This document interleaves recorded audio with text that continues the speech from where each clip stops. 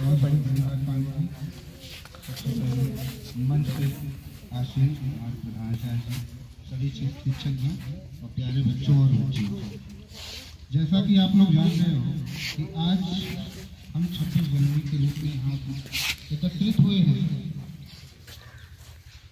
इस 26 जनवरी को मनाने के लिए यहाँ पे सब एकत्रित हुए हैं, जिससे हमारे देश के जो शहीद हुए जवानों को उनको एक तरीके की श्रद्धांजलि देते हैं, उनके जोश को समझते हैं, उनकी बातों को समझते हैं कि कितने संघर्षों के बाद हमें ये आज़ादी प्राप्त हुई है, कितने लोगों ने अपने प्राणों की आहुति दी। इसके बारे में मैं थोड़ा सा आपको बताना चाहता हूँ। बहुत थोड़ा सा गांधी जी के बारे में बहुत आजकल कहते हैं कि गांधी जी ने कुछ नहीं किया, तो मैं गांधी जी के बारे में एक छोटी सी कहानी बताता हूँ आपको। आप लोगों को नहीं पता होगा कि गांधी जी बहुत संपन्न परिवार से थे, शुरू से ही संपन्न परिवार से थे कि आज की स्थिति में अगर आपको लंदन अफ्रीका जाकर पढ़ना हो तो एक बहुत मुश्किल कार्य है।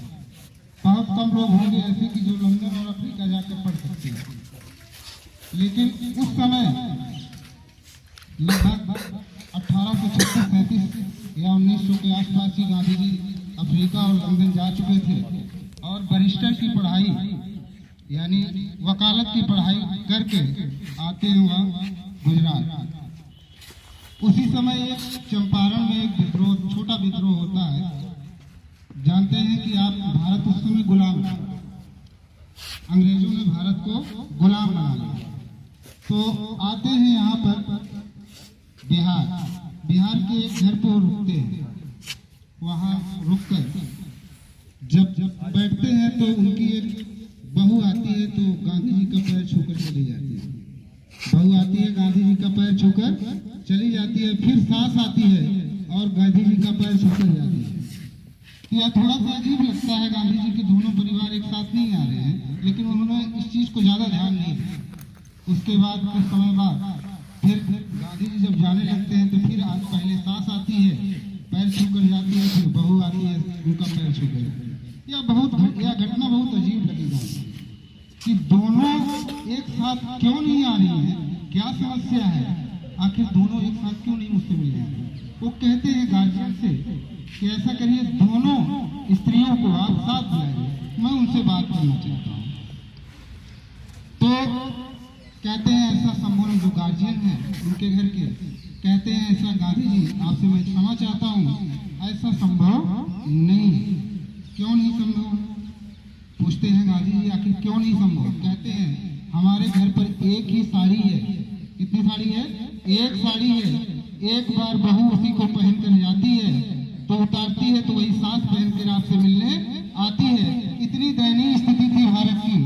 तो गांधी जी ने वहाँ बहुत उनको दुख हुआ, उन्होंने प्रण किया, अपने कोट पैंट टाई को उतार कर वहीं फेंक दिया और उन्होंने कहा आपके घर पे जो भी कपड़ा हो, छोटा कपड़ा जैसा भी कपड़ा हो, आप हमको ला कर दीजिए। आज से प्रण है मैं यही कपड़ा पहनूंगा। वे एक ऐसे स्वतंत्रता सेनानी हुए गांधी जी, जिन्होंने कोट पैंट को उतार कर एक वस्त्र में पूरा जीवन उन्होंने व्यतीत कर दिया। उनका योगदान हमें आजादी दिलाने में बहुत ज्यादा योगदान रहा।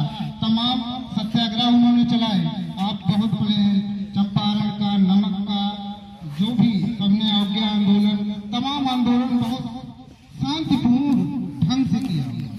तो ऐसा नहीं है हर आंदोलन कोई जरूरी नहीं है उग्र हो जाए, बहुत शांति ढंग से उन्होंने इस आंदोलन को किया, जिससे हमें आजादी प्राप्त हुई। बहुत बहुत धन्यवाद जी।